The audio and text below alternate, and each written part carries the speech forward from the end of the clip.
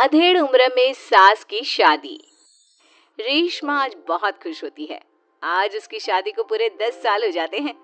घर में खुशी का माहौल होता है और इसी खुशी में रेशमा घर में तरह तरह के पकवान भी बना रही होती है। इसी बीच रेशमा की पड़ोसन उनके घर आती है और उससे कहती है, क्यों रेशमा, आज घर में बड़े पकवान बन रहे हैं, कुछ खास है क्या आज? आज ही के दिन मेरी शादी हुई थी और आज मेरी शादी को पूरे 10 साल हो चुके हैं। अच्छा, शादी से याद आया, रेशमा क्या तुझे पता है, हमारे पास वाले ही एक गांव में 70 साल की एक बुढ़िया औरत अपनी दूसरी शादी रचा रही है। क्या 70 साल की बुढ़िया औरत की दूसरी शादी? अरे जिस उम्र में लोग पूजा पाठ करते हैं वो बूढ़ी औरत रंगरलियां मना रही है। इतना ही नहीं, सुनने में तो ये भी आ रहा है कि उस बूढ़ी औरत के 2 बेटे, बहू और 4 पोते पोतियां भी हैं। तौबा तौबा, सच में जमाना बहुत खराब आ चुका है। कोई शर्म लिहाज नाम की चीज तो बची ही नहीं इस दुनिया में। हमारे परिवार के तो ऐसे संस्कार नहीं है। रेशमा, जमाना बहुत आगे निकल गया है। आजकल क्या बच्चे और क्या बूढ़े, सभी पर एक जैसी जवानी छा रही है।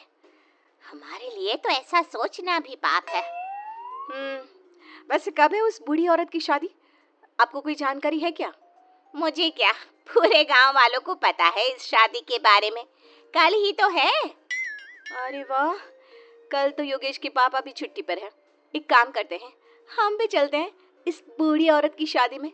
आखिर देखे तो सही कि कौन है वो बेशर्म बुढ़िया औरत जो पोता पोती खिलाने की उम्र में प्यार के फूल खिला रही है। पड़ोसन वहां से चली जाती है, जिसके बाद रेशमा सोच में पड़ जाती है। शाम को जब रेशमा का पति अमित घर आता है तो वो रेशमा को हैरान परेशान देखकर पूछता है, क्या हुआ रेशमा, आज बहुत परेशान सी लग रही हो? कुछ खास नहीं, एक बुढ़िया औरत के बारे में सोच रही थी। कौन सी बुढ़िया औरत? रेशमा अमित की ओर देखती है और उसे बताते हुए कहती है, हमारे पास वाले गांव में ही एक बूढ़ी औरत है जो अपनी उम्र के आखिरी पड़ाव में अब लव अफेयर कर रही है और कल उसकी शादी भी है। ताज्जुब की बात तो ये है कि उसके 2 बहू बेटे और 4 पोते पोतियां भी हैं, फिर भी किसी ने उसे नहीं रोका। अरे इतना भरा पूरा परिवार होने के बाद वो अपना दूसरा घर क्यों बसाना चाह रही है? पता नहीं जी, मैं सोच रही थी कल आपकी भी छुट्टी है तो क्यों ना हम भी शादी देखने चले। सुनने में आ रहा है कि कल पूरा गांव जा रहा है उसकी शादी देखने के लिए। रेशमा की बातें सुनकर अमित भी दूसरे दिन उसके साथ चलने के लिए हामी भर देता है। अगले दिन सुबह रेशमा और अमित बच्चों के साथ शादी देखने निकल जाते हैं। गांव से कुछ किलोमीटर की दूरी तय कर रेशमा अपने परिवार के साथ विवाह स्थल पर पहुंच जाती है। यहाँ की साज सजावट कितनी अच्छी लग रही है ना। ऐसा लग रहा है मानो किसी नई नवेली दुल्हन की शादी हो। देखकर तो ऐसा ही लग रहा है, लेकिन वो बूढ़ी औरत है कहाँ पर जिसके इतने किस्से सुनने को मिल रहे हैं? अमित के इतना बोलने की देर होती है और एक अधेड़ उम्र की बुढ़िया औरत दुल्हन के लिबास में सज संवर कर मंडप पर पहुंच जाती है, जिसे देख रेशमा और अमित के पैरों तले मानो जमीन ही खिसक जाती है। मम्मी जी, यहाँ दुल्हन के लिबास में ये सब क्या हो रहा है? अमित, मम्मी, दादी की शादी, वाह मजा आएगा। मम्मी शादी कर रही हैं और हमें बताना भी जरूरी नहीं समझा? क्या अब हम उनके लिए इतने गैर हो गए हैं? कुछ भी हो, मैं मम्मी जी की ये शादी तो बिल्कुल नहीं होने दूंगी। रेशमा अपनी सास सुशीला की तरफ जाती है। सुशीला अपनी बहू को देखकर सकते में पड़ जाती है। रेशमा, तू यहाँ क्या कर रही है? मेरी छोड़िए मम्मी जी, और आप अपना बताइए, आप यहाँ दुल्हन के लिबास में क्या कर रही हैं? आप इस उम्र में शादी कर रही हैं? जानती है समाज कितनी थू थू करेगा हम पर।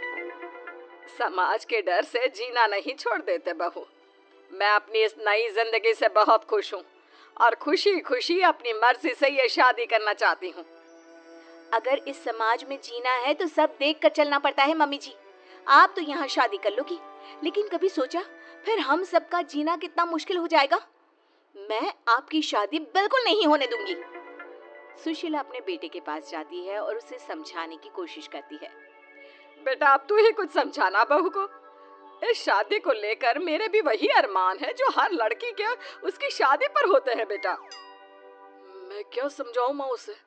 आप इस उम्र में शादी करने जा रही थी और आपने हमें बताना भी जरूरी नहीं समझा, क्योंकि मैं जानती थी कि तुम लोग कभी मेरी शादी से खुश नहीं होंगे, इसलिए मैंने तुम लोगों को कुछ नहीं बताया। मम्मी जी, ये सब सोचने से पहले कभी आपको हमारी इज्जत का ख्याल नहीं आया? आज आपकी इस हरकत के कारण ही हम समाज में कहीं मुंह दिखाने के लायक नहीं रहे। बहू, कब तक तुम यूं ही समाज समाज के बारे में सोचती रहोगी? ये लोग आज 100 तरह की बातें बनाएंगे और कल को सब भूल जाएंगे। क्या इनके डर से मैं जीना छोड़ दूं? कल तो सभी को मर जाना है, उसमें भी अगर हम ऐसे ही डर डर कर जीते रहे तो कभी खुश नहीं रह पाएंगे। मम्मी जी, बातें बनाना कोई आपसे सीखे। जिस उम्र में आपको पूजा पाठ करनी चाहिए, अपने पोते को गोद में खिलाना चाहिए, उस उम्र में आप फिर से अपना घर बसाने के सपने देख रही हो। यकीन नहीं होता मम्मी, आप इतनी स्वार्थी कैसे हो सकती हो? स्वार्थी? बहू, मैंने अपना पूरा जीवन बाकी सबकी खुशियों के लिए बिता दिया। अमित के पिताजी की मौत के बाद जब मेरे पास दूसरा घर बसाने का मौका था, तब भी मैंने अपने बारे में नहीं सोचा, अपने बच्चों के बारे में सोचा। और आज तुम मुझे स्वार्थी बोल रही हो? क्या एक बूढ़ी औरत के पास दिल नहीं होता? हमें प्यार करने का अधिकार नहीं होता? सुशीला की बातों ने सभी को सोच विचार करने पर मजबूर कर दिया। किंतु रेशमा, हर किसी को अपना जीवन जीने का अधिकार होता है मम्मी जी, लेकिन आपके साथ 3 और जिंदगियां भी जुड़ी हुई है। हम आपके कारण बदनामी का घूंट नहीं पी सकते मम्मी जी। आज तुम दोनों को अचानक मेरी और इस समाज की इतनी परवाह क्यों हो रही है? यह बदनामी और समाज के तानों का डर तब तुम लोगों के जहन में क्यों नहीं आया, जब 2-2 बेटों और बहुओं के होते हुए भी मुझे अकेले उस एक कमरे में रखकर घूट घूट कर जीवन यापन करना पड़ रहा था? तब तुम लोगों को याद नहीं आया मुझसे कितनी जिंदगियां जुड़ी हुई हैं? सुशीला की बातें सुनकर रेशमा और अमित अपना सिर झुका लेते हैं। उन्हें अपने से हुई गलती का एहसास हो जाता है, लेकिन अब भी कहीं ना कहीं उनके दिमाग में लोग क्या कहेंगे ही चल रहा था, जिसके डर से वे खामोश होकर खड़े रहते हैं। तभी सुशीला जी आगे कहती हैं, ठीक है, अगर तुम लोग नहीं चाहते कि मैं फिर से विवाह करूं और अपने नए जीवन की शुरुआत करूं, तो मैं ये शादी नहीं करूंगी और साथ ही ये घर छोड़कर भी चली जाऊंगी। फिर ना तुम लोगों की कोई बदनामी होगी और ना ही कोई तुम्हें आकर ताने मारेगा। सुशीला की बातें सुनकर रेशमा और अमित दोनों सोच में पड़ जाते हैं। कुछ देर सोचने के बाद रेशमा कहती है, नहीं मम्मी जी, आप घर छोड़कर मत जाइए। आप सच कह रही हैं। अगर हम ऐसे ही समाज की परवाह करते रहे तो हम कभी खुशी खुशी नहीं जी पाएंगे।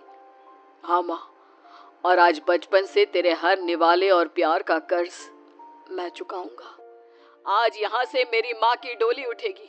बजाओ शहनाई, आज मेरी माँ की शादी है।